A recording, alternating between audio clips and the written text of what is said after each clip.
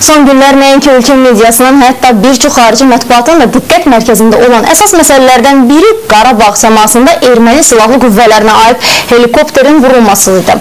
Məsələyə rəsmi Bakı öz mövqeyini sərt şəkildə bildirdi. Qarabağ Azərbaycan torpağıdır və Azərbaycan burada hava məkanını istənilən uçuşlara bağlı elan edir və bütün beynəlxalq təşkilatlar da bu barədə məlumatlandırılıblar.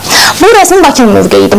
ATƏT-in Minsk qrupunun üzvlərindən olan Rusiyanın da mövqeyi hər kəs üçün maraqlıdır. Amma biz sizə hal-hazırda Rusiyanın mövqeyini yox, Azərbaycanın Rusiyadakı səfiri Polad Bülbüloğlu'nun məsələ ilə bağlı açıqlamasının bir hissəsini təqdim edəcəyik. Məni bilirsiniz, biraz yandıran odur ki, biz hər dəfə bu həqiqəti sübut etməliyik. Bax, adamı bu yandırır. Yəni bu göz qabağındadır. Xaritə var, hər bir şey aydındır. Hamı bilir kim kimin torpağını işgal edib. Amma hamı çalışırlar ki, onları da incitməsinlər, bizi incitməsinlər.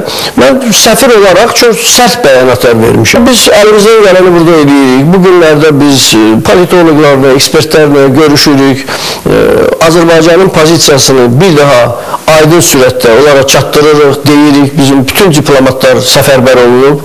Biz hamımız bu işlə məşğuluq və bu işi davam etdirmək lazımdır. Mən açıq burada mətbuatda bəyan etmişəm ki, nə qədər Ermənistan ordusu Azərbaycan torpaqlarından çəkilməsə, o qədər biz bu işi davam etdirəcəyik.